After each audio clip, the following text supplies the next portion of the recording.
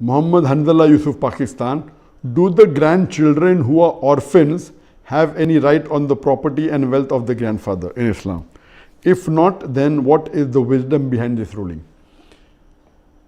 The question poses that if there's a person who has children and if his son or daughter dies and leaves children, so can the grandchildren inherit from the grandfather? And most of the people think that, okay, suppose a person has got 5 children and one child expires and he has children, so whatever his share of the inheritance can go to the grandchildren. This is totally wrong. In Islam, if a person's daughter has children, irrespective whether the person's children are alive or not, the grandchildren do not inherit at all. So, inheriting from the daughter's children, the grandchildren from the daughter, in all cases, the grandchildren from the daughter cannot inherit. As far as grandchildren from the son, if the person has children and if his son has expired leaving children but his other children are alive, then the grandchildren from the son also do not inherit anything. But if a person has got children and from his son he has got children and all his children expire, so if all the children expire, then the inheritance goes to the other close relatives. So in this case, the grandchildren from the son will inherit a portion. What is the wisdom? The wisdom behind why grandchildren do not inherit is because these inheritance, the shares, have been fixed by Allah subhanahu wa ta'ala. Irrespective whether children are pious or not, as long as they are children and they are in the fold of Islam, they inherit irrespective whether they're pious or they're not pious, whether they take care of the father or not father, they inherit. These are the portions, inheritance prescribed in the Quran in Surah Nisa, chapter number 4, verse number 11 and 12. There is one more verse in the Quran, Surah Ma'idah, chapter 5, verse number 108, where it says that before you die, you write down your will in inheritance. And this verse was revealed before Surah Nisa chapter 4 verse number 11 and 12. So some of the fuqaha, some of the scholars says that once this verse was revealed of Surah Nisa chapter 4 verse number 11 and 12, giving the shares of the children, of the wives, of the husbands and of the mothers and the parents in detail, that verse of Surah Ma'idah and the other verse of inheritance, they are abrogated.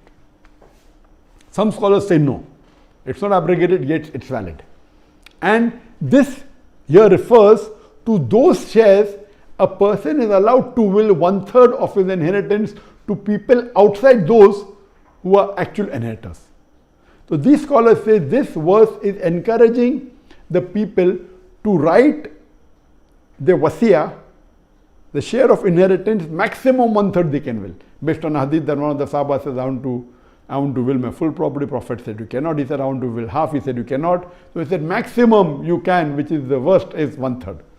So 1/3 that maximum you can will outside those who are your actual inheritors, as mentioned in the Quran and the Hadith, is 1/3. So scholars say that these grandchildren who are not the actual inheritors, you can will up to 1/3 of your share. And I also agree that this verse is not abrogated. Why? Because this share mentioned in the Quran is applicable in Muslim countries who do not make a will. Even if you don't make a will or you make a will in a Muslim country which follows the Islamic law, or in India which follows the Muslim personal law, it will go as per the Quran and the Hadith. But in countries like the Western countries, USA, UK, they don't follow the Islamic Sharia. So here, according to me, it is compulsory that every Muslim living in these Western countries should mention in their wasiyah the share, what should be given to their children or to their wives, etc., as per the Quranic principle. And again here, they can will 1/3 of their property to whoever they want outside the inheritors. So here again, the logic here is that if you have children, you cannot give them more or less. But if you have grandchildren whose parents have expired, have died, you as a grandfather can will them 1/3, which is a great amount. So logic here is, and it is encouraged for those people whose children have expired, leaving grandchildren, that they bequeath some of their share to the grandchildren.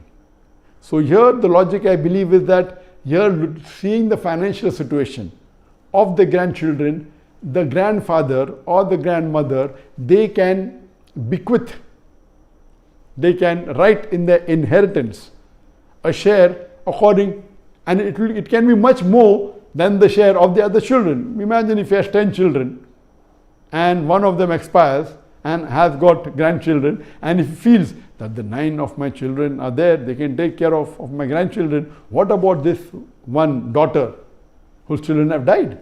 I mean, a daughter who has died and the children are alive. So here he can even will up to 1/3.